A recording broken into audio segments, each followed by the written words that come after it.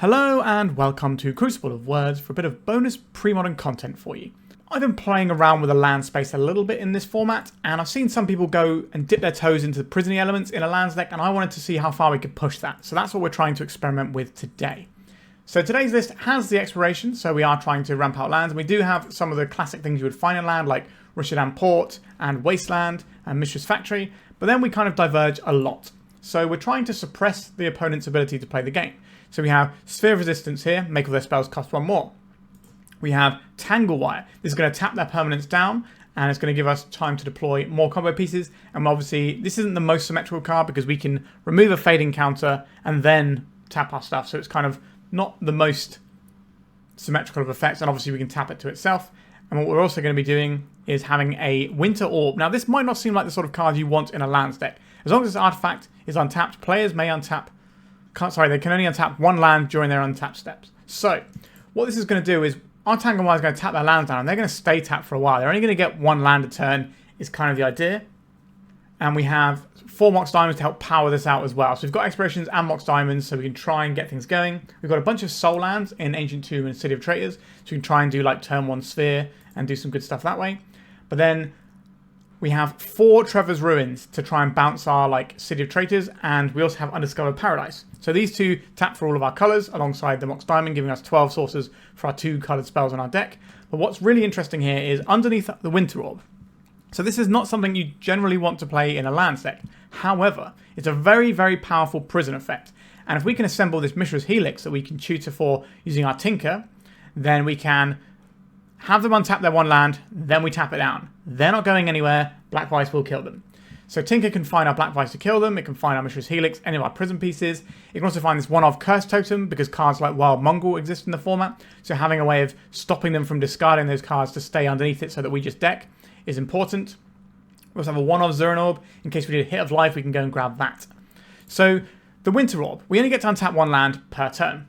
But if we're untapping a land that taps for 2, we're sort of breaking that symmetry. If we've got an artifact that gives us mana that isn't actually a land, then this breaks that symmetry. Then we also have Undiscovered Paradise, which will bounce itself, which means we can replay it, and we can replay 2 lands a turn with Exploration. So once again, we are breaking the symmetry here. Treva's Ruin, again, we can play this, bounce one of our lands that isn't untapping for a while anyway, redeploy it, and then we get more access to it that way. So it might not work out, but it's an interesting space, and I want to experiment within it. So here we are. Sideboard-wise, we've got some Sacred Ground to protect our lands. We've got Sphere of Law, so we don't get burned out by a bunch of red decks. We can usually run this and Zuran Orb, and that should get us where we need to be, because prevention will stop things like Sulfuric Vortex from killing us. I think Sulfuric Vortex is a very bad thing to play against us if we can get a Sphere of Law down. We have 3 Pendrell Mists. This is our anti-creature package. So this is basically Tabernacle at Pendrell Vale, but you can stack it up because it's just an enchantment. So we can end up with our opponent having to pay all their mana to keep their creatures alive, but then they won't have the land because that's what our whole deck is trying to do, and it's just going to end very poorly for them. We have Propaganda, so our opponent can't attack us. We've got 4 defense grids to get through the blue deck so we can assemble all of our lock pieces. Now, there is no Naturalize in our sideboard, and I'm not sure if that's a massive mistake or if we're just going to try and play through it. But that is going to be something that remains to be seen. We can play pretty well into a Null Rod. There's not really anything that's too scary. Like even Sarbo's Web isn't too much of a big deal for us because we're going to be bouncing our lands and we've got these prison pieces, so it should be okay anyway. But we'll see how this pans out. This is, again, we're experimenting, we're testing, we're trying to find what works and how to innovate on this space, because I don't think enough innovation has gone into the lands decks in the format. So let's just see what we end up doing with this deck. Alright, like and subscribe. Let me know how you feel about pre-modern content. Do you want more of it? If Legacy gets really stale, I'm recording this just before the bans come out, but this is going to come out way after the bans have been announced. So if you are unhappy with Legacy and would like to see more pre-modern, let me know that as well. I just want to cater to what you people like doing within the realm of what I also like doing. Okay, let's go and jam some prison lands and make somebody have a miserable time in the freeform practice rooms. For free, fast and secure worldwide shipping on high-end singles, classic products and full sets, check out 3-for-1 Trading. Whether it's the Legacy or Premodern that I play on this channel, or even Vintage and Old School, they've got you covered. Find them through the link in the description of this video and use my code COW3 for free worldwide shipping on your first order over $500 or euros. Okay, this hand is kind of medium. Do we want to try and look for more stuff, or are we just going to be happy with the fact that we've got 2 Wastelands that might not do anything? We don't really have an engine or a suppression piece. I think we mulligan. Okay, I like this one a bit more. Keep this. I think we are... What are we getting rid of here? Got a couple of ports. Maybe just 1 Tangle Wire can go here. Forest Llanowar Elves. Our opponent is also a Tangle Wire gamer, so that's something we need to be aware of. Okay, let's play this Rishadan Port. So they can be pretty good against Tangle Wire because they spam a lot of permanents early on. Survival's pretty good. Means that they can always use their mana as they're trying to port them off of it. Does this change anything? We can tap down a bunch of their things. Sphere Resistance, pretty good against what our opponent's doing. We could float a mana, play Treva's Ruins, play Exploration, play a land, play Tangle Wire. That's pretty good. We float off of this, play the Ruins. This ability triggers. We bounce this. Play Exploration here. So we can either play Tangle Wire and just Tangle Wire ourselves a bunch, or we could just play this port and deploy the Sphere. I like the Sphere here. Alright, opponent, what are you up to? This basically doubles the cost of them doing business, because their whole deck is just playing lots of cards that look like this. Okay, so if you want to play... Okay, so we want to play out a Rishadan. So we can activate a Rishadan Port here. We'd also like to play a Winter Orb. So we're probably playing out the Tomb and the Port here. And then I will go 2 mana here. No. Do we want... If we want the Tangle Wire, that's going to tap all of their guys down. And then we've got a decent chunk of permanents to tap to the Tangle Wire ourselves. This will cost us 4 mana. I think that's okay. Apologies if you can hear the wind. It's quite blustery out there today where I am. Right, so the Tangle Wire is going to freeze out all of their mana here. Now, they might just channel some stuff into the survival. Okay, they didn't try and do anything into the survival there. Interesting. So we put the tapping stuff on the bottom and the fading on the top. So this loses the counter, and then we tap 3 permanents. So Tangle Wire taps itself. We'll tap the Sphere Resistance. They both still work. And I guess we tap 1 Rishadan Port. It's fine. Tinker. That's kind of a big deal here, isn't it? So we can... What are we going to tinker away, though? That's kind of the awkward thing. I think we're going to tinker away the Tangle Wire, but not yet. So we're probably playing out the Rishadan Port, playing out this Winter Orb, and then we can port them down now. It's not going to affect the total amount of land they have, because only one of their lands untaps underneath the Winter Orb. Okay, they got a squee off of the survival, so they'll untap one of their lands, and then they can funnel some mana into the survivor if they want. So Winter Orb is affected by whether or not it's tapped or not, which is really important to note when we're playing Tangle Wires. Right, they're getting rid of the squee, and they're going to find themselves a Phantom Nishoba. Interesting. Maybe they're not elves. Maybe they're more... They got the Deranged Hermit as well, so maybe they are just like some sort of rock deck instead. Just filling up their graveyard. Wall of Roots. Sure. I like the Wall of Roots here. It gives them mana in the future.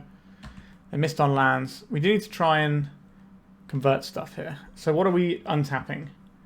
I think it's probably the Treva's Ruins. So I'll tap the Tangle Wire and Sphere. Undiscovered Paradise. I will play this one out. I think maybe next turn we're looking at tinkering the Tangle Wire out. So their squee comes back to their hand. They can pitch some more stuff they want. So they're just stripping out a bunch of the top end so they can draw more lands and are less likely to draw top end. So it feels like we're doing a lot, but if our opponent can just draw lands before we can get going, then we're going to be in some trouble. We've got some pretty good sideboard for a creature-heavy deck like this, though. Opponent's having to go to clean up. Okay, I'm going to untap my Ancient Tomb, I think. Fade down the Tangle Wire, tap it to itself. A Sphere of Resistance, is that useful here, or would I rather just get this Tinker up and running. What are we tinkering for? Mishra's Helix. Doesn't sound the worst. We could go and get a Horn of Greed and just start working on drawing loads of extra cards. They're going to have a turn to unload. I think that's okay. I'll get rid of this Tangle Wire. I could just get another Tangle Wire, but that doesn't really advance what we're trying to do. I think we go and get the Horn of Greed here. Our land is bouncing to our hand in a second anyway. Because the Undiscovered Paradise comes back, so it triggers the Horn of Greed. Obviously, Treva gives us more. Treva's Ruins gives us more activations on our Horn of Greed. If we have a Treva's Ruin, we can't bounce out the same Treva's Ruins because they're leg, which is an important thing to note. So they're going to untap one land, and they're going to play a bunch of mana dorks out this turn. This might be a tricky one for us pre-board because our opponent's got so many mana dorks going. But post-board, the Pendrell Mists is just going to bury them. I guess we could have got the Cursed Totem, actually. That would have been really good here. Okay, we'll get Cursed Totem next time next time around. We've got 2 more Tinkers in the deck and a Cursed Totem, so that's 3 hits. They're going to hit us for 1. They could have hit us for 1, because these untap just fine. What am I untapping here? I'm going to untap the Ancient Tomb. A Treva's Ruins, you say? Don't hate that for us. I will deploy this Treva's Ruins and bounce. We'll draw a card first and then see if it changes what we want to bounce. It doesn't. Okay. I will bounce the Rishadan Port. I will deploy. Are we porting here? I think we just need to get another land going first. So let's do that. A Mishra's Factory. Am I playing another Sphere of Resistance to make all of our opponent's spells cost a lot? So if we tap these 2, that casts a Sphere. But then the next Tinker we costs 5. But we can do that quite easily, can't we? Okay. I'm going to take the hit here. And just keep trying to freeze them out as best we can. I don't believe there's any creature that's just going to blow up all of our stuff. But I could be wrong. I don't know if we're going to get a full 5 rounds with this deck on the video today. Because it's quite a slow deck to play. Mesmeric Fiend. I don't think Mesmeric Fiend's very useful here. Obviously, they don't know that. They're worried about us having more prison pieces. And just getting cards that they can cast isn't a bad place to be either. If they play a land, they draw a card. Because this is symmetrical. But again, we're trying to break symmetry, which is what our deck does. Which is really cool. I like the old designs of Magic cards where things were symmetrical and you had to work to break them. Whereas now, if they printed stuff like this, it'd be like one-sided, like some of the Voice of Victory style cards where they just have like a one-sided effect. 4 mana Wall of Roots. You got it. I think if they were just turning these guys sideways, they might have been in a better spot. I'm going to untap Rishadan Port. I don't want to pay too much life into Ancient Tomb. Wasteland, not the most useful. I will play a Mishra's Factory because this gives us protection from their little guys.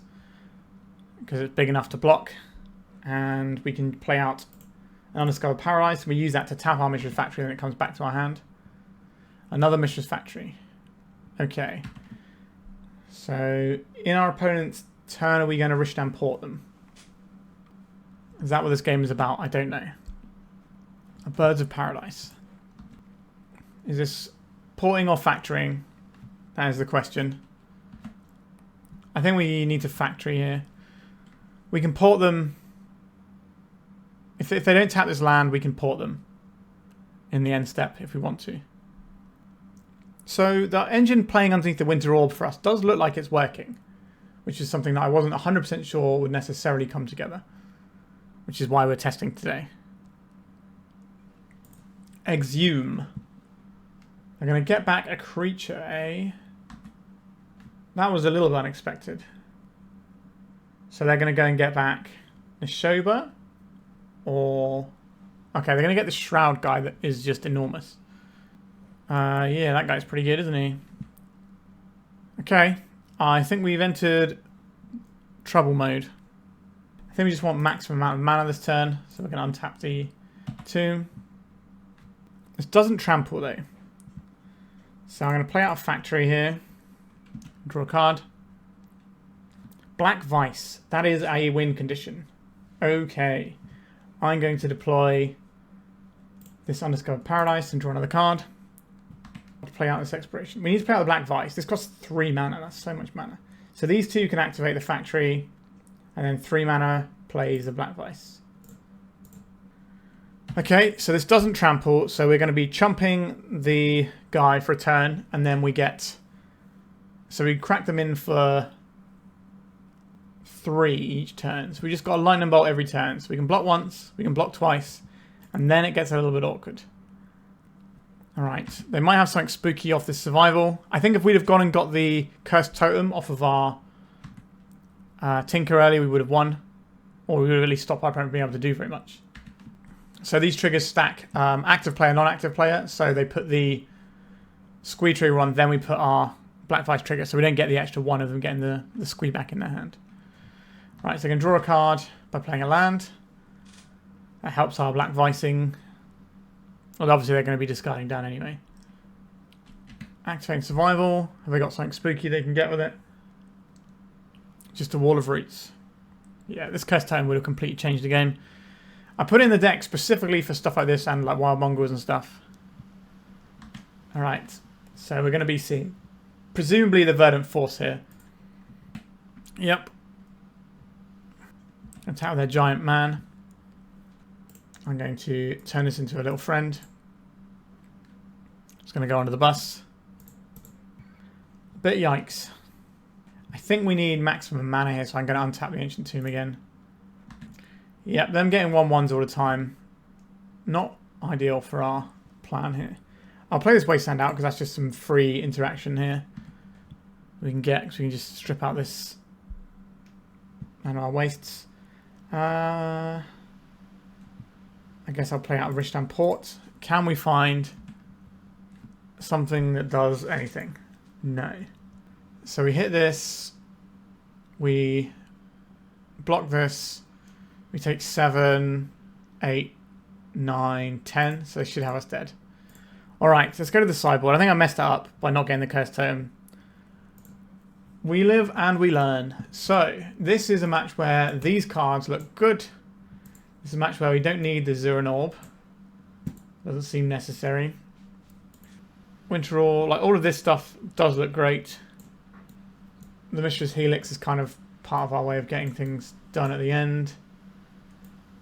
Our opponent's going to have like a bunch of artifact removal. Maybe we'll trim on a Mox Diamond. They didn't show us that many targets for Wasteland, so we can trim on one of those. Then it gets a bit trickier from here. Oh, obviously the Zuran Orb's gone. If we want these, it's going to take 4 cards. Do we just get rid of Tinkers because we have these things that are just really good at hating what our opponent's doing? And sometimes we'll draw this Cursed Totem, it'd be great. That seems like a reasonable way to play this. Do I take out a Winter Orb or not?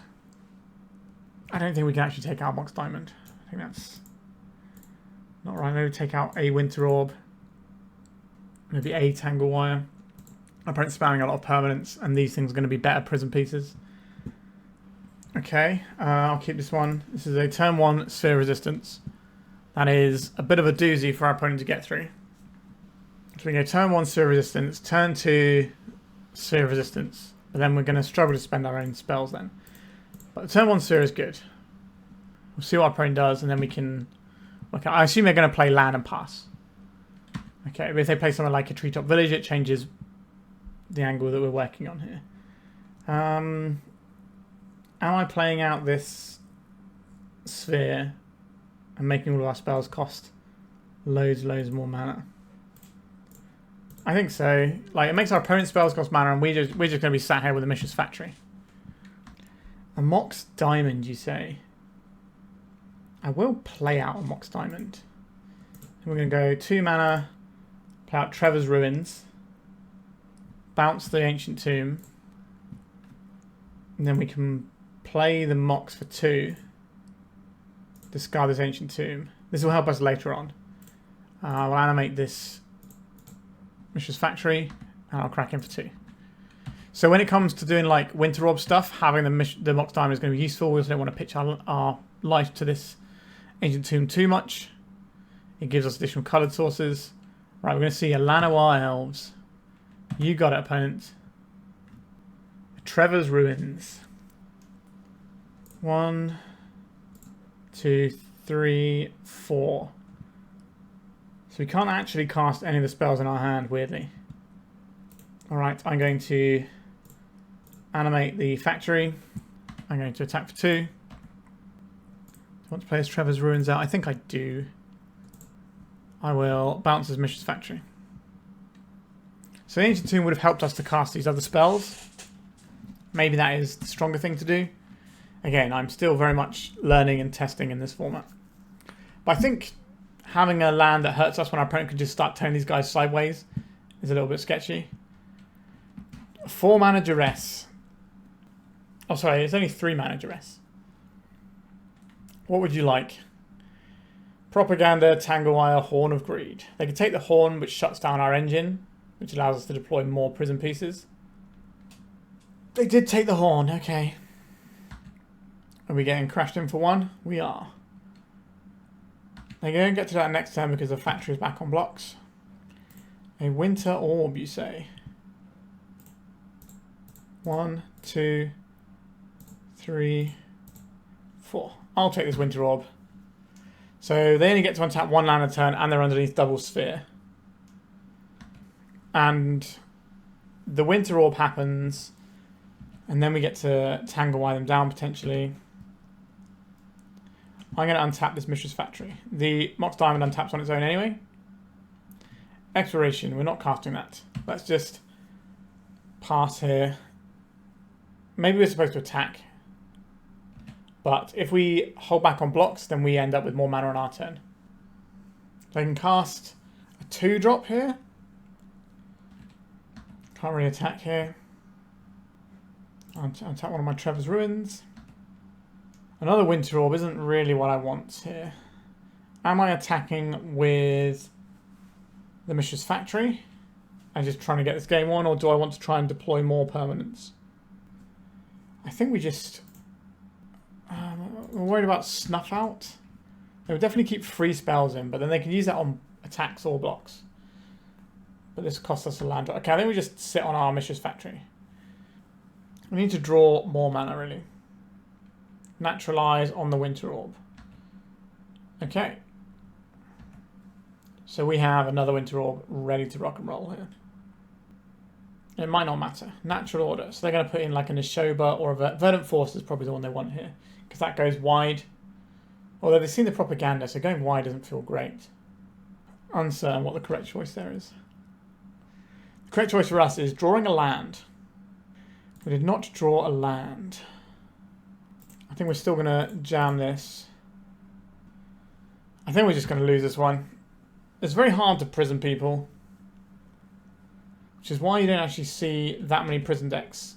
Like, I think the best Tangle Wire deck that I've seen in the format is probably the Tinker Fling combo with the Phyrexian Devourer, because it doesn't try to prison your opponent out. It plays some stuff to slow your opponent down while you assemble your combo and make land drops. I think that is the better way of doing it. This doesn't have trample, does it? No, so we can block this. I think we're just going to get done here. Ancient Tomb, you're a little bit late, unfortunately. 1, 2, 3, 4, we still can't do anything. Yeah, I think our deck just did not really function there. Which might be a problem with the deck. Alright, let's go and play another round.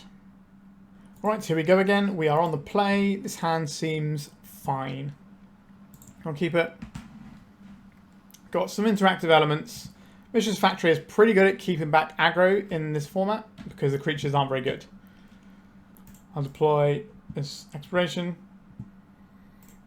and a Factory and play this Zuran Orb. If we get Wastelanded, we can get some value out of it. This is also a very good thing to tap to a Tangle Wire, which is going to be coming into play next turn. Very nice forest choice for my opponent there. I do like this one a lot. The Urza Saga Forests are great. The Anthony S. Waters ones. Okay, so this is going to be a Tangle Wire turn, I believe. Unless something really good pops up. Okay, we're just going to play these 2 lands. Let's get Tangle Wiring. I hope you like tapping your permanence, opponent, because that's what I'm all about. So we're going to wind the Tangle Wire down. Oh, did they keep it? No, for a minute I thought they kept it one lander then.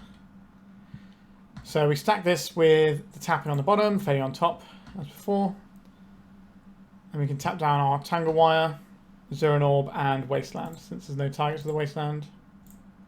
Slow the game down. Tinker, you say? Tinker, tinker, tinker. So I could tinker right now for a Horn of Greed. But what is the point? Our opponent gets first crack at it. Next turn, we can just Horn of Greed and get 2 land drops anyway. I don't think we need to tinker right now. Maybe we see something that we need to get instead. I don't want our opponent getting first dibs on the cards that come out of it until we've got ways of punishing that, like Black Vise and such. So, do we want to go and get Cursed Totem? We've got a lot of mana. We could even just go and get something like Mishra's Helix and just tap down all of our opponent's lands every turn. But I think we just want the Horn of Greed. Once we get our engine up and running, we can deploy more prison pieces. We have a choice whether or not we tap the Undiscovered Paradise or not. Because if we put this Undiscovered Paradise back in our hand, we guarantee a second draw even if we miss a land. So I think I will tap this Undiscovered Paradise this turn around. Maybe we could have attacked Cabal Therapy. They're probably going to name Tinker here. Not with the first one, obviously, but they can sack their Birds of Paradise and name Tinker. And that's pretty good. They're not going to name Tinker straight up. That would be incredible. Khan, Silver Golem. Nope. Are you going to sacrifice your Birds of Paradise? So this is one of the reasons why we should have tinkered last turn. Yep, so they are going to get rid of our Tinker. This means that we're not going to tap our Undiscovered Paradise now. But we did get their birds off the table. And that is quite a good thing for us. Because we need to restrict their ability to make mana. I don't know what I would rather have here. I think the plan is just activate Mishra's Factory, beat for 2, pass the turn. We want to keep this in hand in case we draw Horn of Greed. I didn't find another land. It's interesting. Should have just tinkered for the Horn of Greed straight away. Sure, I'm happy to get a Sphere down. So we're going to lose out on 1 land. But we are getting to the stage where we need to draw something. Maybe we're supposed to have 4 Horn of Greeds in our deck, since I seem to want them a lot. It's very hard fitting everything in. So they might be able to play a 3-drop this turn. Sorry, a 2-drop this turn if they draw a land. They didn't draw a land. Doesn't really matter which way around these counters go, because it just taps itself anyway. So the way fading works is if you try to remove a counter and can't, then you get rid of it. Black Vise, you say? I do like a bit of Black Vise action here. It's a win condition. Well, I already have a win condition. Mishra's Factory, get in. So we stack the Black Vise on top. I don't think it really matters anyway, because there's no Tangle Wire stacking, isn't it? But if this had counters on, I think we stack the Black Vise on top just as a general principle, because if your opponent responds to the Black Vise to get cards out of their hand, it means they have to tap other things with Tangle Wire. Even though they didn't have any counters on it this time around, I just think for future reference. Alright, can we draw something useful here? An Exploration. I will deploy the Exploration. It's just in there for later. We can't attack into a 0-4, so they've kind of blunted what we're doing. And now we're kind of just twiddling with our thumbs somewhat. So this is probably going to be like some sort of survival rock deck. A Wall of Roots, that's going to help them deploy their hand. Survival of the fittest, there it is. Just going to let them find ways of blowing up any of our pesky artifacts. Winter Orb. Okay, that is a pretty good one to find here. I'm going to deploy this Undiscovered Paradise and the City of Traitors, so we can save ourselves a little bit of life. So our Black Vise isn't eating them anymore, but they're only untapping 1 land a turn. So they've got a land plus a Wall of Roots here. They can just discard cards with their Survival of the Fittest and fail to find if they want to keep their hand count low.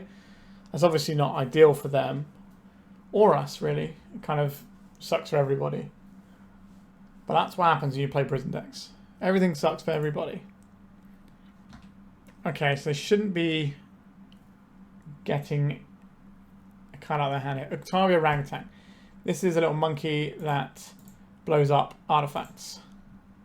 We do need to find the goods here. I will untap my City of Traitors for the most mana. Rishadan Port. That is worth losing my City of Traitors for here. Goodbye, City of Traitors. So our opponent will untap one land and then we will tap it. This combo I like. Winter Orb plus Rishadan Port. Feels like some nonsense right there. We can untap their land in their up. Sorry, we're in the upkeep now, so we're going to untap their... Tap the land. Do we use the... I think I'll use Undiscovered Paradise because it bounces anyway. We can redeploy it. Are they going to survival in response? No. Okay. The old Black Vise is starting to bite a little. They chose not to return their squee.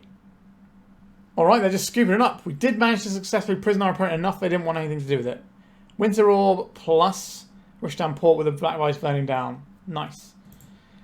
Okay, our opponent's got some creatures. I would like to stop those creatures. How much propaganda do we need? Because it doesn't feel like they're going to be going that wide. Not in a way that the Pendrell Mists can't already handle it. So what was the card we wanted to get rid of last time? Zuran Orb. So get rid of a Zuran Orb. They didn't show us much to Wasteland, so I'll take out one Wasteland. And then maybe we'll take out an Exploration. Maybe this deck shouldn't even have Explorations. That is a discussion for a later date.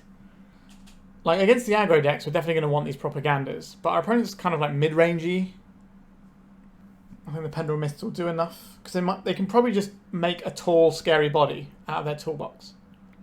Okay. I can work with this. We could go for Black Vise Winter Orb on turn 1. Alright, our opponent's mulligan to 5. Black Vise on turn 1, no longer a good prospect. A Duress. What do you hit here? Is it the Sphere? It's probably the Sphere. We can deploy the Sphere on turn 1. They can't take both Winter Orbs. They took the Mox Diamond. That is a pretty good idea too. So another thing I like about this format is because it's quite slow, you can sometimes mulligan and it's not the end of the world if you mulligan super low. It's not like you have to immediately try and win the game in every matchup on the first couple of turns like Legacy. So you get a bit more time to draw out of it. Black Vise is not going to bite because our opponent doesn't have any cards because they mulligan so much. Cabal Therapy. They're going to name Winter Orb and take 2 cards out of our hand. And just like that, they're back in the game. This 1-2 punch of Duress Cabal Therapy is pretty good. You do sometimes see this in Legacy as well, especially out of like reanimated decks. Okay. Now what are we doing, opponent? Pendrell Mists, you say? Well, that's a problem for later, isn't it? Let's just make it more difficult for our opponent to play anything else. I doubt they're going to name Pendrell Mists if they hit us with anything. I don't really want to play out the City of Traitors, but we could play out the City of Traitors and just crack in for 4 every turn until our opponent plays some sort of wall, and then we're kind of not going anywhere. A Wastelandable land. Mesmeric Fiend. Okay. That's not nothing. You can take my Pendrell Mists. Alright. Decision time. Are we playing City of Traitors, cracking with 2 Mishra's Factories, or can we afford to play this slower? I'm just going to crack in with 1 factory. Like, we win this damage race easily. By doing it this way, it means that we have the ability to draw something like a Pendrell Mists, and then we can play it. And that's going to annoy our opponents. Sphere does kind of tread on our own toes when we're trying to cast 4 drops. We've got Survival. A Wall of Blossoms. Okay.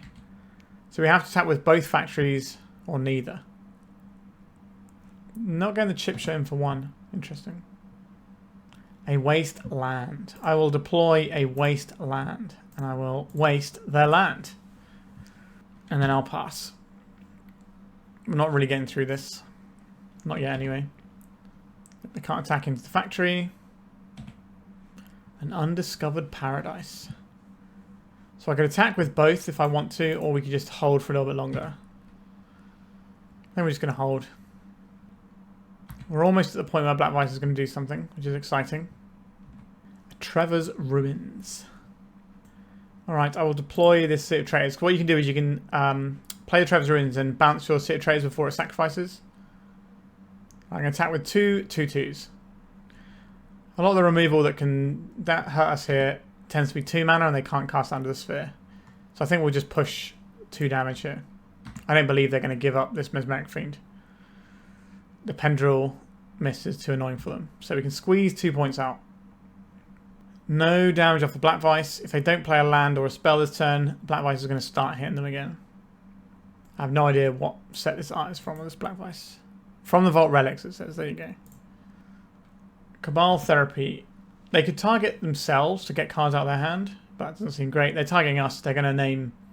What would you name here that we wouldn't have cast? Karn? We can cast Karn, right? 1, 2, 3, 4, 5, 6, yeah. Tangle Wire. Yeah, I definitely would have cast it if I had it. Mishra's Helix, you say? I like this one. 1, 2, 3, 4, 5, 6. Plays Treva's Ruins. So we'll stack the City of Traitors trigger on the bottom. So when the Treva's Ruins goes off, we bounce the City of Traitors. And our opponent's upkeep, we're going to tap down their green source because this is the thing that lets them produce more mana. Just a Rishadan Port that turn, but it's going to be a lot worse than Rishadan Port for them. Alright, they've had enough. Okay, so we did do the prison thing and it worked there. We managed to get a 2-0. Yeah, there's something here. There's something here. Let's play some more games. Right, round 3. Here I go prisoning again, I suppose. What does this hand do? We have a combo here. I'm going to keep it and try it. I'm not sure if this is necessarily where I want to be, but it's something, isn't it? What order are we playing these things out in? What land do I want in play? Probably a Wasteland. And we've been off the other 2. To Mox Diamond. Or we could just bin off 1 Mox Diamond now. And play this Winter Orb. And then next time we can decide if we're playing out the other Mox Diamonds. We can draw something else. A Mog Fanatic, you say? Alright. This could be Goblins. Or it could more likely be mono red. Like aggro. I don't think Goblins runs many Mog Fanatics. I think it still does run them though. We'll find out. A Rishadan Port. I do like the port. The problem here is our opponent's going to keep beating us down. We only get to untap 1 land. So that probably means we go Mox Diamond here. Pitch Rishadan Port. Play Mishra's Helix off of this City of Traitors. And we've assembled something resembling a combo. The issue here is our opponent gets to use the land they play. And then once they play the land and play the threat, we're not actually dealing with the threats. So it's going to be a little bit tricky, but we have some sideboard stuff for this. Grim Lavamancer. Okay, so this is just like mono red Sly. So we're going to get cracked in for 1 here. But we get to tap down their mountain. Sure, I have my City of Traitors. So we have lots of mana still, which is nice. Exploration, not really what I'm about right now. We may as well cast it though. In our opponent's upkeep, we can tap down both of their lands. Yes, they can unload instant speed burn at us. But we're doing what we have to do. A shock to the face. It's the recurable source of damage that I'm more scared of right now. Don't have a land. If they don't have a land, it does mean they've got a lot of burn in their hand probably. Although, if they had 2 mana burn, they'd probably play a 2 mana burn spell there. Rather than the 1 mana one. Okay, I'll untap my City of Traitors. There is a Wasteland. So if we tap this down, our opponent gets 1 land. If we wait till they untap this, they get a brief window where they get 2 mana. So it's actually correct here to tap this now. They can fire off a burn spell in response. They did not. Okay, there's no point playing out this Wasteland because it loses our City of Traitors. But we can find a Treva's Ruins somewhere and that can bounce our City of Traitors. Wooded Foothills. Right, so they're holding up the Lavamancer to deal 2 damage to us instead. If they don't use these lands, they're going to lose them. Yep. I think this turn I'm going to play out my 2 lands. So we can port our opponent in the upkeep. We need like a Mishra's Factory to sort of stem the bleeding a little bit here. So untap one of their lands, and then we tap it. We're definitely slowing our opponent's roll in terms of how much damage they can put out.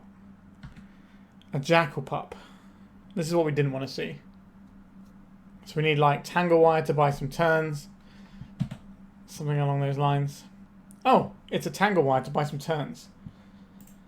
Okay. 1, 2, 3. Get this Tangle Wire down.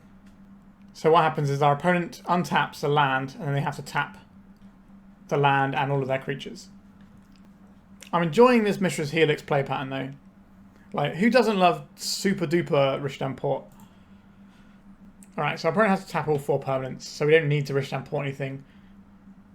Because we've already got 1 land tapped, so if we port here, then our land will stay tapped. Okay. Do I need to port this now? If I port this, I force them to activate. Okay, what are we going to untap here? Rishadan Port. We're going to tap 3 permanents here. We'll tap this Tangle Wire. We need to keep the Winter Orb untapped here. Probably do this Rishadan Port and this Mox Diamond. That's an interesting prospect for us. So if we tap this now, they still end up with just 1 land. So I think we just tap it now. So the Horn of Greed is a little bit scary when our opponent has instant speed burn. But they only have a certain amount of lands in their deck. They're probably like close to 20 lands in their deck. So they get 2 in with the Jackal Pup. The also symmetrical Tangle Wire continues to do its thing. I'll tap the Tangle Wire and one of these Moxes. Tinker. That's kind of a big deal. If we look at our list, what can we tinker for? We can tinker for more Tangle Wire. We can tinker for Zuran Orb, which is kind of here specifically for matchups that look like this one. We can't tinker this turn though. But we'll have a think about that. I think it's probably going to have to be the Zuran Orb given the state of our life total right now. So they untap a land. We tap the land. They could sacrifice a Mog Fanatic and Grim Lava just, but I don't think that makes much of a difference here. And now they have to Tangle Wire all their creatures. Oh, sorry, only 2 of their creatures. Is Zuran Orb even that good? We don't have that many lands. We need to get the Horn of Greed into play first, really. Cursed Scroll. Yeah, that's a Magic the Gathering card, isn't it? I'll untap this Wasteland. Tangle Wire is going to be oh so symmetrical. We will tap down our Tangle Wire. A land, not a land. Sphere Resistance is okay, but doesn't stop this immediate problem. So we can turn this Tangle Wire into a Zuran Orb. I think that's what we have to do, unfortunately. How much damage does that mean we're taking, though? We could just get the Tangle Wire and keep them tapped down for longer and hope that we can Horn of Greed our way out of it. Is that sketchy? It's a little sketchy. But if we get the Zuran Orb now, we're going to have to sacrifice a bunch of lands to sort of undo this. I think we just need to get a Tangle Wire again. Is that? But then the Tangle Wire kind of hits us again. We're just sort of in this horrible holding pattern until we draw lands. We could get a Horn of Greed just into play this way, but we could have just played a Horn of Greed. This is a tricky one. Cursed Totem shuts down 2 of their guys. That's not nothing. But they still ping for 1, and that's annoying. If we get the Zuran Orb, we have to sacrifice one of our Wastelands to go up to 8. And they're coming in for 4 damage. That's half our life total. I guess we get the Zuran Orb. And then we hope that our opponent doesn't kill us, and then we can draw a land and then start chaining stuff off with this Horn of Greed. Like, we're really close. This is a real game. There's some definite stuff going on here. It is possible that we can get this game won. We can't tap anything down here. They're going to get a free send at us this turn. Oh, the Grim Lava Monster holding back A. This is 3 damage. So if they sack this, it's 4. And then they can ping us for another 2. Mog Fanatic. Do we have to sacrifice a land right now? They only ping us for 2. I guess this is okay, and I'm using the word okay in its loosest possible sense. Alright, we just need to draw like a land. Treva's Ruins or something would be great. Undiscovered Paradise. You are a land. Okay, so we go... Do we need to keep this mana up for Tinker? No, I don't think we do. Let's get this Horn of Greed in. Let's play a land. Let's draw a card. Needed to be another land, really. Right, I'm going to sacrifice one of these Wastelands. I guess I'm going to sacrifice another Wasteland just to make sure that we're extra super safe. So I could deploy this Sphere of Resistance. It's going to make it very hard for our opponent to get additional damage across. I guess that's probably okay. So they got 1, 2, 3, 4, 5, 6, 7, 8 damage. So we might have to sacrifice our Rishadan Port here. They do get to draw a card off of our Horn of Greed. That is another wrinkle to this little problem. So yeah, we take 4, then they ping us, then they ping us, then they burn us, and we die. I think we have to sacrifice the Rishadan Port now. Okay. Feels like a long way back from here, but we could draw a Mishra's Factory. That can block pretty well. The reason we sack it before they deal damage, because otherwise it gets a bit awkward with the timings here. Maybe we end up sacrificing a bunch of stuff. Okay, so we're just getting hit by the Lava Mance for 2. That puts us to 2. What are they playing under this Sphere of Resistance? Is it Fire Blast? It has to be Fire Blast, right? We're not beating Fire Blast if they have it. There it is. Okay, so we have tools for this game. We certainly have some tools. We have Propaganda, Pendrell Mists, and Sphere of Law. These are all relatively useful things here. I'm not sure if I want to be doing the Horn of Greed type stuff. So we've already discovered that I guess we don't care about Horn of Greed drawing them cards if we've got Sphere of Law in, but we need to have Sphere of Law in before we care about that. I think we're going to take out the Horns. The Wastelands are basically dead. Should we take all 4 out? How many lands does that leave us with? 24 is not many lands, is it? We're trying to sacrifice stuff. And cast this 4-drop. Cursed Totem stops Grim Lavamancer, which is okay, I guess. We can get rid of the Black Vise. We can just shoot those out when we need to. Maybe a Tangle Wire goes here and an Expiration, something along those lines. So all of our coloured sources will help us cast the Sphere of Law. Okay, we have the card we want in our opener. I'll keep this, I guess. We need to find more land, but our deck, you know, it's got a decent chunk of lands in it, like 25 lands. I'll play out a Rishadan Port and a Zuran Orb. My kingdom for a life from below. Okay, Jackal Pup, here it is. Your friend of mine, the Pup. So I will float a mana, play as Treva's Ruins, bounce as Rishadan Port, play an Exploration, deploy a Factory, and pass. We don't want to block with a Factory until it can pump anyway. But we are 1 land drop away from playing Sphere of Law, which our opponent will have a horrible time against. I don't believe they have anything to blow it up. Overload. Sure. That's fine. If they're spending a card on that, I'll take it. Okay, Rishadan Port. Mishra's Factory. Go Gadget. Busted Sideboard card. Every source of damage you have that is red is going to deal 2 less damage to me. That doesn't feel like a great situation for our opponent. Now, they might have stuff like Flaring Pain, which can make damage not prevented for a turn. Alright, they're just scooping to Sphere of Law. Oh, and they've scooped the entire round because they don't want to play against Sphere of Law. Fair enough.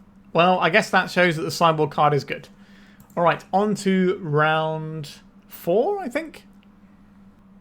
Alright, we're into the next round. I forgot to press record, but we're only 2 turns in.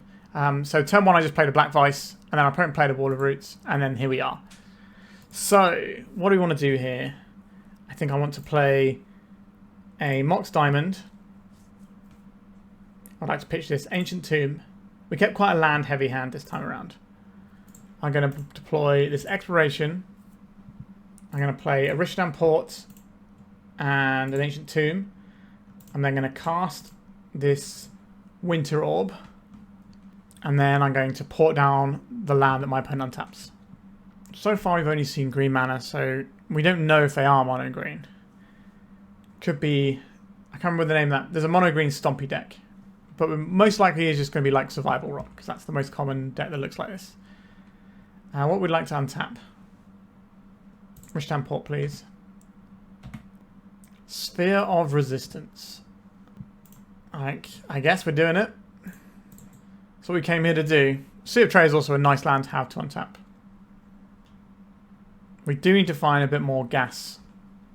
So our opponent's going to untap a land. We use our Mox Diamond and Rishadan Port to tap it down. Oh, they're using Survival. They're putting Genesis into the bin.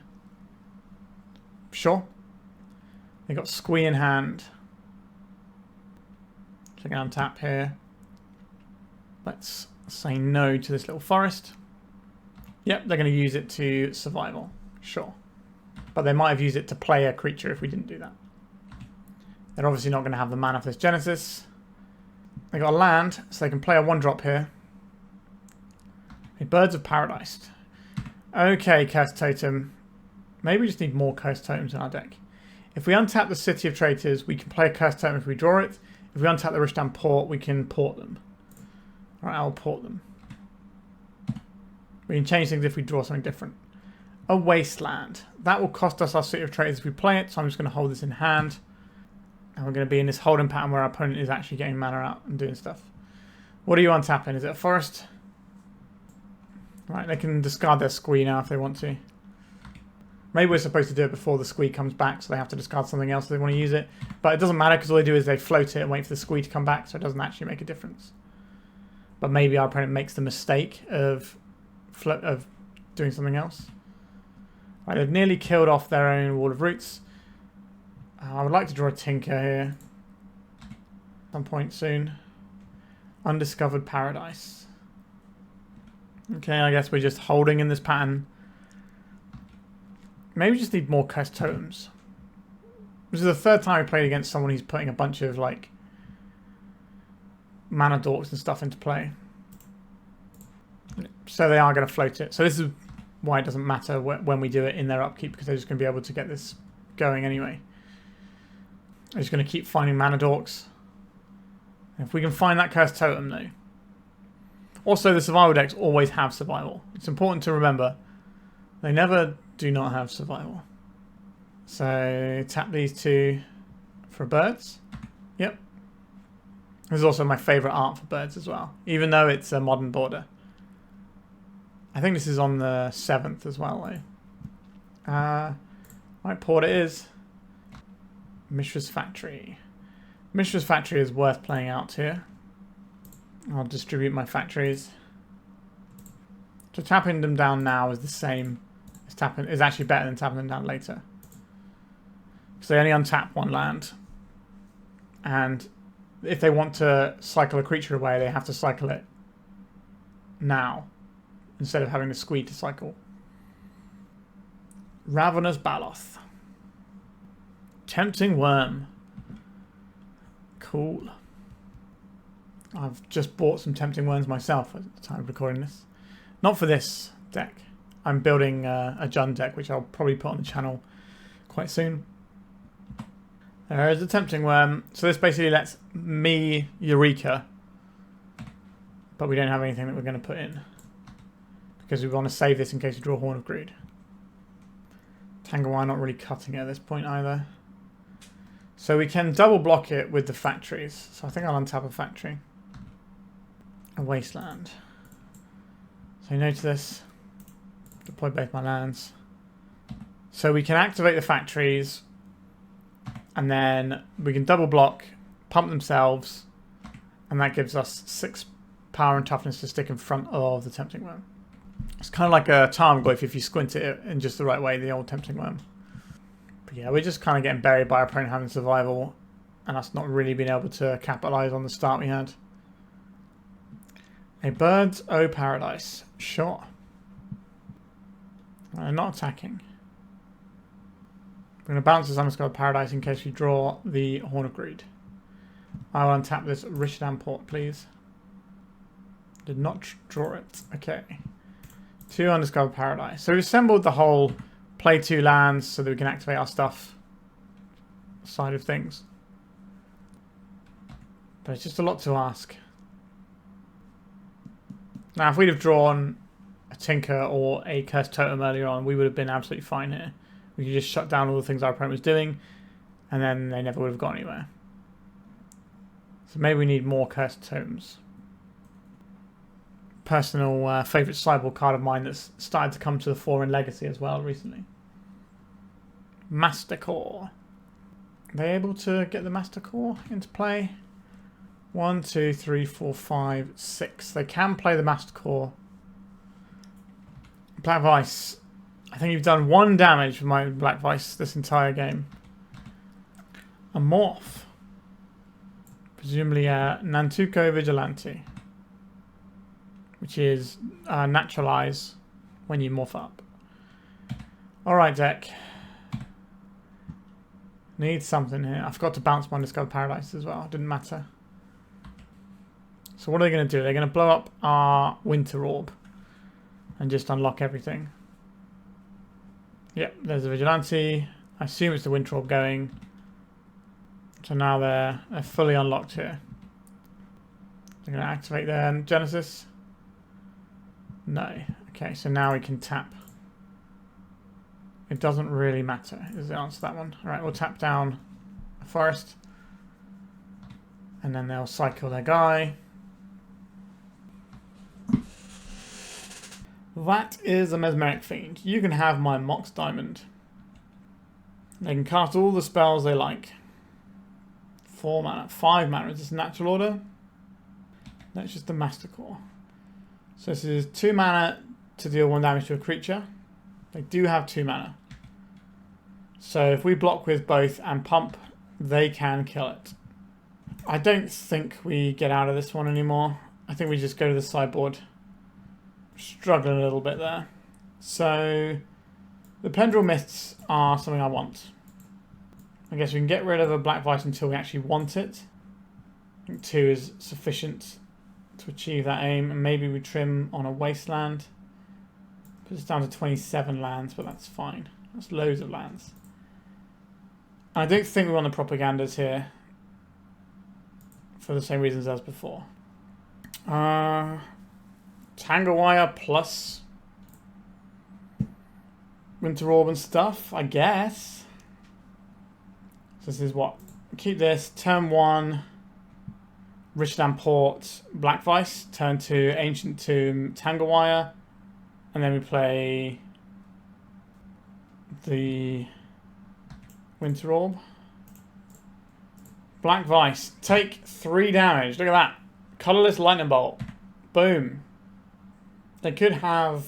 there's a green charm from like Visions or Mirage or something that blows up Artifact, I think, at instant speed. That's the only thing I can think of they'd have with just this forest. But we should get quite a bit of juice out of this Black Vise. Might be good enough to just go all the way and keep our opponent down. They didn't play a Mana Dork on 1, which was about the best thing we could hope for. Right, so I'll tap my Tangle Wire, my Black Vise, and probably my Ancient Tomb here. A Sphere of Resistance, you say? I don't hate that one. Let's get the Sphere down. Right. We don't look a lot like a lands deck right now. We just look like a full prison deck.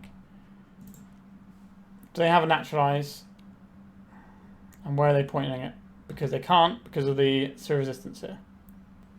So, maybe we're okay. Tap 2 artifacts, draw for turn. Another Black Vise. I like that a lot. What do we want to accomplish this turn? I want to play Winter Orb and Black Vise. That is 4 mana play. So 1, 2, 3, 4. So we play... That's a 5 mana play, isn't it? So we go Winter Orb. And then we play the Black Vise.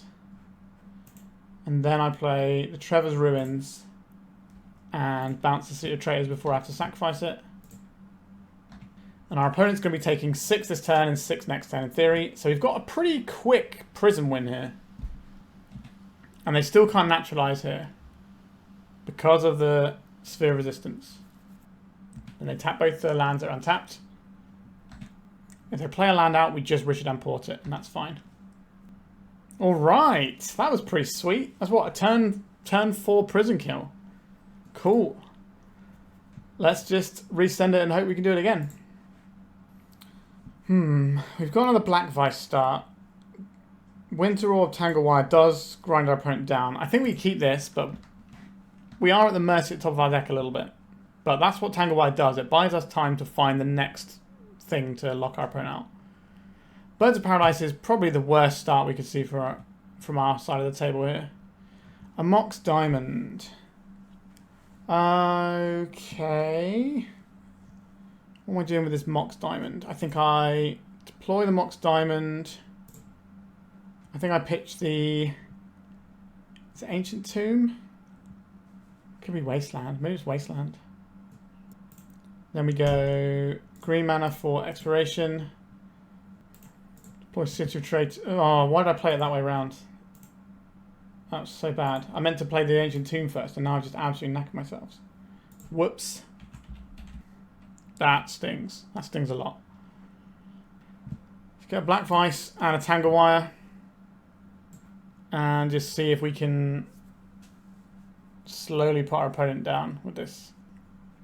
Yeah, that really stings, losing the City of Traitors due to stupid ordering. It's just because of the way they were in my hand and I was just playing too quickly. So we're going to get a ping off with our Black Vise. They're going to lose their things this turn. They could fire off like a naturalized. No, I'm just going to let it run its course. Dressing me? Cabal Therapy. What are you going to name? Winter Orb is a possibility, to be fair. And they might sacrifice their birds. If they sacrifice the birds, that's good news for us. They named the Winter Orb. It's a good one. It is a good one. Alright. I think we tap down the Mox here. We're more like to draw something relevant. Okay, it's not relevant that we have the exploration because it doesn't actually make any difference here. So we don't get to do any damage to our opponent. A lot of the practicing in Premodern I've been doing has been in quite a casual setting where if I made a mistake like playing the land, oh sorry, no, that's not right. And then we just fix it immediately. Hence my more lax attitude, which is now punishing me. Alright, so we'll tap these down. We'll draw something wonderful and everything will be fine. A Winter Orb, you say? I would like a Winter Orb, please. I will deploy this exploration out. If our opponent gets up to like Pernicious Deed style mana, we're just dead anyway. We don't need to worry about that.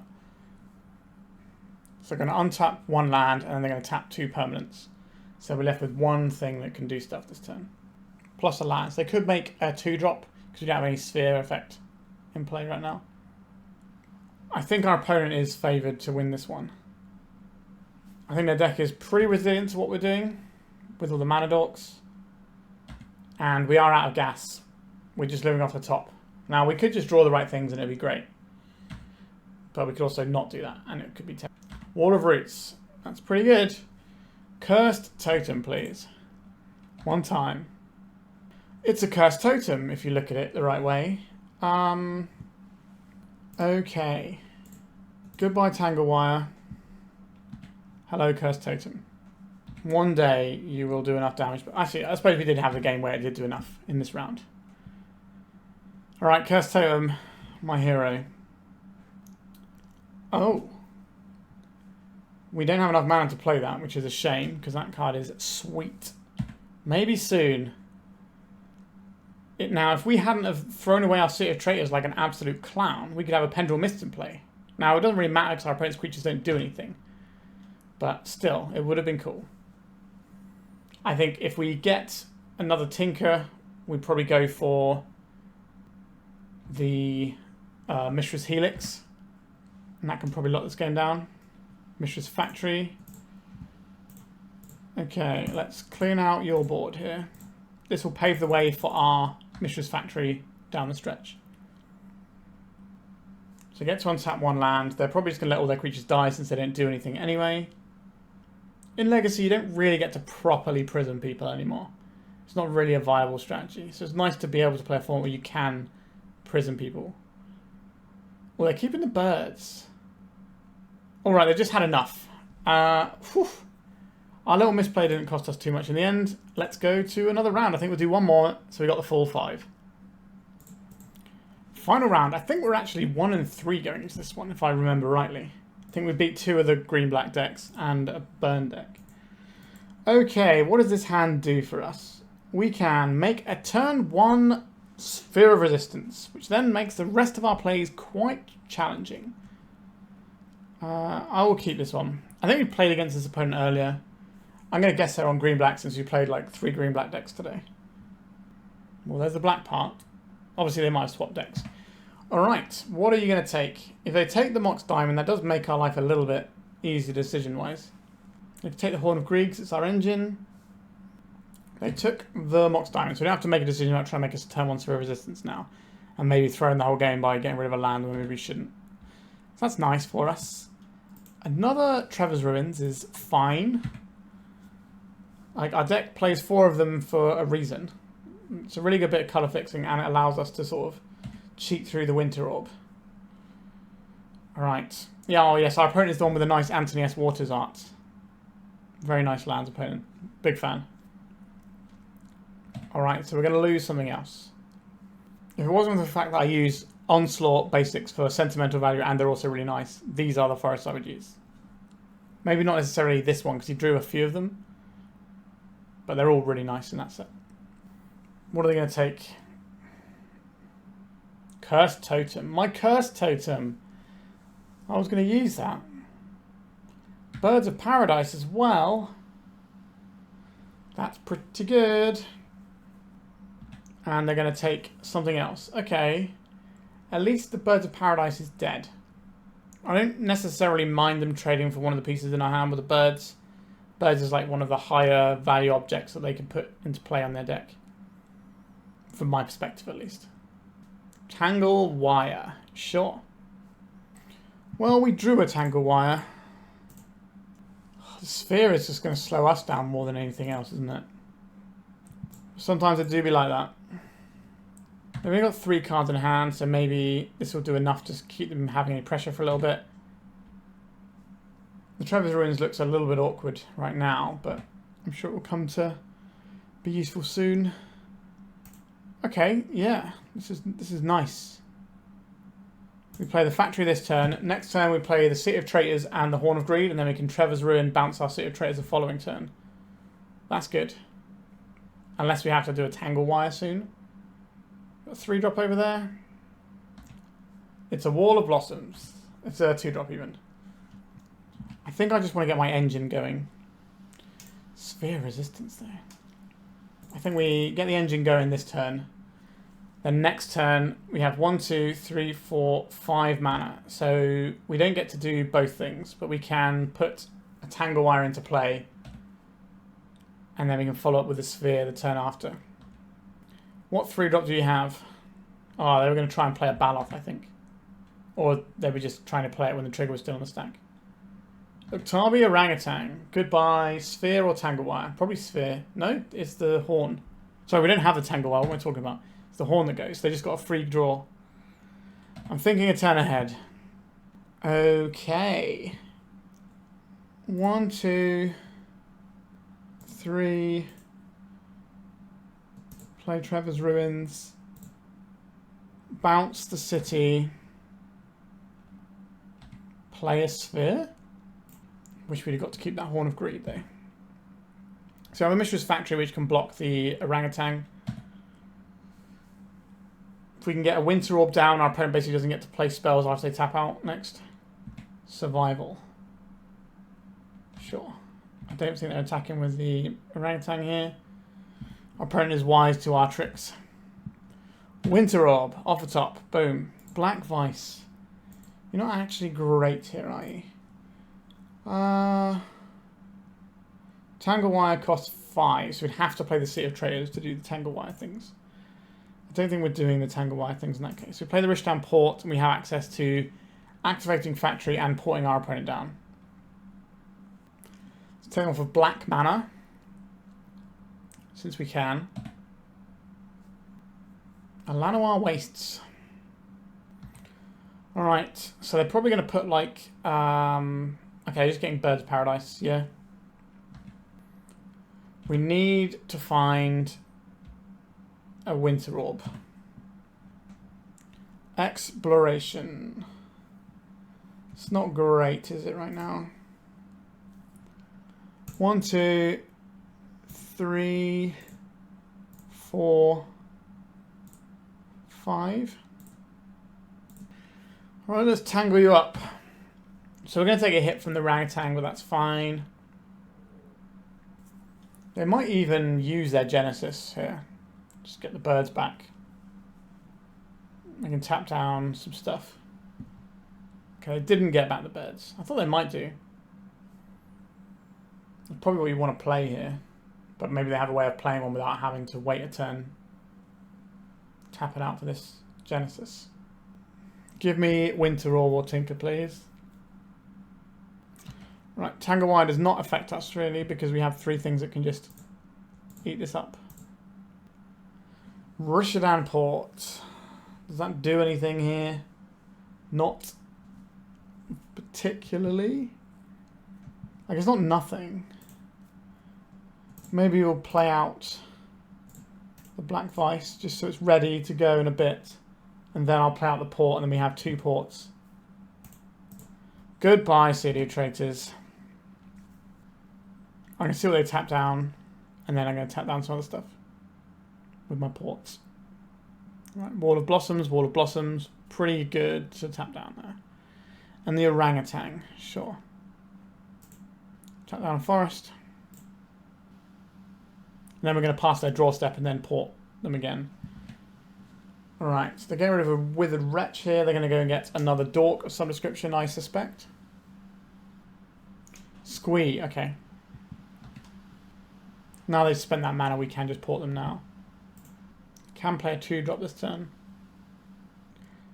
These walls are very good at soaking up my Tangle Wires and getting through with extra mana.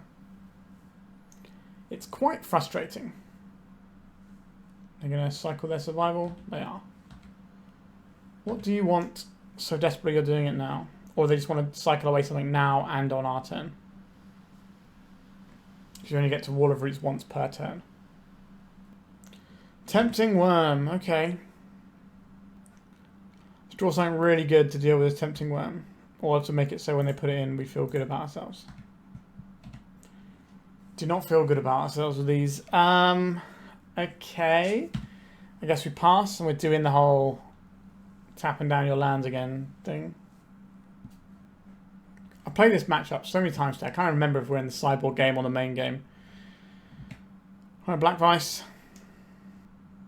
Tangle Wire doesn't affect our opponent now. They've just got these walls they can happily absorb it with. We need like Pendrell Mists and Winter Orb, but again I don't remember if we're in pre or post sideboard right now. Take on your black source. At least the black source doesn't cause you pain. Take out a random green source, it's fine. We can take out their Llanowar Wastes, but it's a green source. It maybe pings them for 1. Just going to cycle the Master Core away. Find another little friend. Nantuko Vigilante. Yep. If we play the Tempting Worm, we get 2 explorations in, but that doesn't do us any good. There is a fear if they Tempting Worm that we can put some scary stuff in. We don't have scary stuff, but we do have stuff we get to put in. We're going to nip away for 2 with this orangutan. Why did they not attack us for 2? What am I missing there? We didn't have factory available. Another sphere doesn't feel like it's really helping us out, does it? I think we're going to scoot this one up. Alright, so that was game 1. I thought it was. I wasn't 100% sure. Okay, so we like the Pendrell Mists a lot here. We don't need Zuran Orb in this matchup. We can probably trim on some Black Vise. We'll eventually get to Black Vise. Our opponent's usually just scooping. It's just nice to have the win condition in our deck somewhere. Maybe our deck just needs more Cursed Totems. We can have more Cursed Totems and more Tinkers, so we can tinker away the Cursed Totems when they're bad. But then sometimes we're just going to have Cursed Totems and they're going to be bad, and that doesn't feel right. We could always play more in the sideboard, but maybe we don't need full 4 propagandas. We could trim that for like another Cursed Totem or 2. Because Pendrell Mists is kind of doing the same job as propaganda, and just making it so creatures aren't really viable. Okay, turn to Horn of Greed, pretty good. I'll keep this. We go Horn into Tangle Wires, and then we should just be drawing a bunch of cards. Our opponent should be tapping on their permanents, and then we should be able to get somewhere with that. Now they could duress us on turn 1 and take the Horn, which kind of makes me sad, but it is what it is. Alright, no duress. Birds. Our opponent gets first attack on the old Horn of Greed. But it is what it is. I think that's okay for us. We just need to get some cards rolling. We want to give our opponent loads of cards so that we can hit them with a Black Vise later on anyway. It is annoying in that interim period where we're trying to wrestle control of the game and make sure our opponent can't do anything. Wall of Roots. Yeah, that's a good one. You got follow-up land? No follow-up land. Okay. Cursed Totem is looking mighty powerful if we can find one. So this is Tangle Wire first. I'll play a City of Traitors. Draw for the Horn of Greed. I will deploy a Sphere of Resistance. We have the hooks in. So they're going to tap all their permanents. We can completely ignore the Tangle Wire because we have 3 permanents to tap to it. So then we can play another Sphere, which our opponent won't enjoy very much. But that's kind of our jam. Oh wow, they just had enough. Okay, so when we get the hooks in, we can get them in big time. We don't even need win conditions on our deck. Our opponent's just going to scoop every time. But obviously, we're going to keep the win conditions in.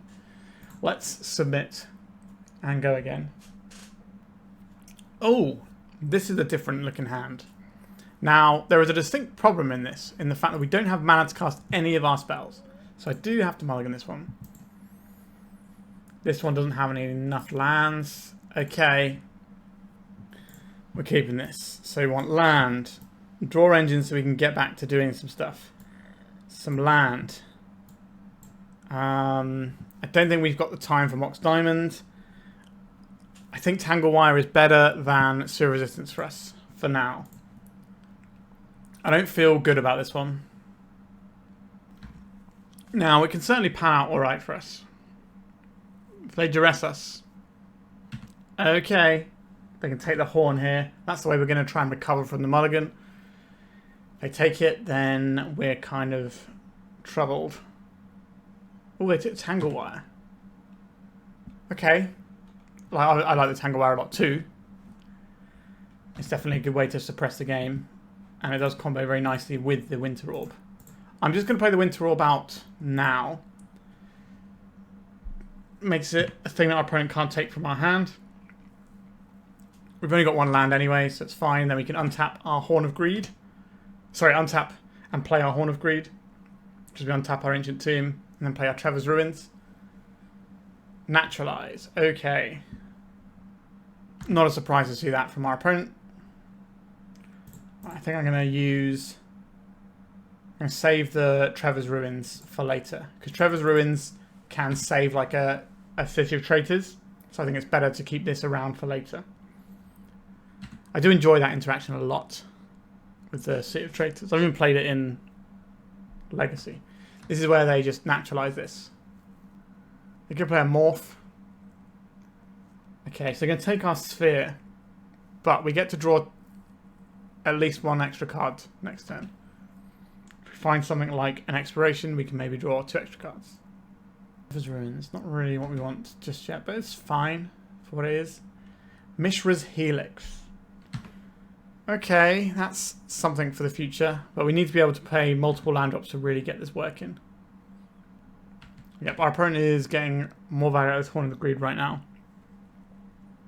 Yep. Little attack. Just a big boy. Just a big boy. Understood. I guess I'll float some mana off of this. 1 mana, 2, 3, 4. So we can just play this Mox Diamond out, imprint an Undiscovered Paradise. Jam is Mishra's Helix. Now, is it exactly what I want to be doing right now? No. But it's what we have. So our opponent's just going to beat us with some guys. This is definitely how Prison can fall apart and look pretty unimpressive. Because we basically lost both of our suppression pieces in Tangle Wire and Winter Orb. So our opponent just gets to play the game however they wish now. Which is the opposite of what a Prison player wants to happen. So I think our opponent's going to be able to get over the line here. But I think that means we're like 2-2 against green-black decks in this little pseudo league. Undiscovered Paradise. You're not helping. Rishadan Port. Let's draw a card. It's a blank. We have 1 turn to draw something that can stop our opponent here. Actually, I think I will play out this Mox Diamond and I'm going to imprint this Undiscovered Paradise. And our opponent's upkeep, we're going to tap all their lands. Well, not all of them, but a good bunch of them. 1, 2, 3, 4. This gives us Winter Orb as a way that we can like suppress them out of the game, but that's not. Well, then we're going to need something else off of this Treva's Ruins. So we need like Winter Orb and Pendrell Mists. I think we have the mana for that to work, but this shuts off our Ancient Tomb. I guess we should have Treva's Ruins back our Ancient Tomb and pitched it to the Mox Diamond. Winter Orb, that is step 1 of our little plan, isn't it? Do I need to tap this? I don't think so. I guess we play this and then we put the Horn of Greed trigger on the top so we can see what we draw and see if we change how we need to tap for mana. City of Traitors, so we are just dead. Yep, we didn't draw our Pendrell Mists. And we lost. Okay. So we played 5 rounds and we went 3-2. So, okay. Not bad for a first draft. There was definitely some pretty sweet stuff in there. Some of the games we lost, we did have to mulligan quite heavily. But that's because our deck is a colorless deck that is also playing blue and green spells. Now, you could argue, how important are these other spells we're playing? Well, I think the Tinker was very good. And the Exploration was okay. I think when the Exploration and the Horn of Greed teamed up, it looked really good. But that wasn't always a reliable thing that we could do. So, I don't know, it feels like we're maybe trying to do too many things. I think the Zuran Orb doesn't need to be in the main deck. I think that could be a Tinker. So that gives us 4 Tinkers. Alternatively, it could be another Horn of Greed. So we can set up our draw engine. But basically, we get to be a Prison deck. Like a bit like Mud, except we have the ability to actually draw a bunch of cards using our little Horn of Greed plan. So this allows us to draw a bunch of cards, which gets us to more Prison pieces, which also makes the Black Vise a better win condition because we can make our opponent draw more cards. So I like a lot of stuff that's going on here, but it doesn't feel quite right. I really enjoy Mishra's Helix as a one-off that we can tinker for. I think that makes a lot of sense. The Cursed Totem is very good. You could run more of those and you just have a nice thing to tinker away and something to tap to Tangle Wire. But like I said, there'll be matchups where this doesn't do anything at all. And that's going to feel really awkward. I like the Mox Diamonds quite a lot. Do I like the Exploration enough? So we could just take out Exploration and Horn of Greed and then find something else. Because is having extra lands and being able to play extra lands and then sometimes drawing cards, is that better than what Mud decks are doing where they're just playing a bunch of mana rocks? I'm not sure. I think the Treva's Ruins and the Undiscovered Paradise, just on their own with Winter Orb, is fine. And that felt pretty good. When we had the exploration and the Winter Orb with like Undiscovered Paradise, that felt really good as well. So there's definitely something here. I can't quite fathom the way that it needs to come together, which is where you lovely people in the comments can hopefully give me some of your ideas or drop into my Discord and let me know. Like I said, I've been working on lands for a little bit. We tried the standstill build before, and now I'm trying out this sort of prison-y one. I do enjoy playing prison stuff. I don't know what that says about me. But it just feels like this doesn't really feel like prison or lands. Well, I guess it does feel like prison, but it doesn't really feel like lands. So we've kind of diverted a little bit away from where we want it to be. But I did want to try out this sort of build because it does feel quite powerful, some of the stuff we're doing. I did play a build with my friends in paper, was running Mana Breach. Obviously, I proxied it, but I was playing a Mana Breach deck, which is a 3-mana enchantment. Whenever any player plays a land, they return a card to their hand. They return a land to their hand whenever they play a spell. So it allows you to bounce your own lands and keep that going, whilst your opponent is struggling to keep the lands in hand. So that is an option we could look at here, but I really like just tinkering for Mishra's Helix. Mishra's Helix plus Winter Orb is a great combo, and if you throw in a Sphere of Resistance, that's a lock. You can actually fully lock your opponent out because they're never going to end up with enough mana to cast a spell, apart from maybe the odd Fire Blast, but that's about it, and then you can just keep them locked down. But would this be better with just artifact mana and ignoring the lands package? Maybe, but we're less cold to things like Null Rod here, which is kind of a big deal if you're like Thran Dynamos and Mind Stones get hit by Null Rods, and the ability to draw extra cards does help a lot. So I'm really unsure about this one. The sideboard probably needs a lot of work. I don't think 4 Propaganda's right. More Cursed Totems would have helped us today. Now, we only really played against, we played Burn and then 4 black-green mid-range decks. So a bit of a weird mix. I don't see how this... We didn't get to see how this played against the other archetypes in the field, which is kind of sad. But yeah, I liked it. It was fine. I'll probably come back to it and tinker a bit more. Pun intended. All right. Thank you so much for watching. Like, subscribe. Let me know what you think of the deck. Let me know what you think of Premodern in general. And goodbye. If you'd like to support me in the channel, please check out my Patreon. It has a free guide to budget turbo depths as well as 3 tiers of support. A low-cost one that enters you into my monthly raffle for a free donation deck on the channel. A mid-tier subscription that gives you access to my detailed turbo depths guide that is updated every month as well as regular articles. And lastly, the higher tier gives you all of the above as well as a monthly donation deck for my channel. If you're interested in supporting the channel this way, please check out the link in the description.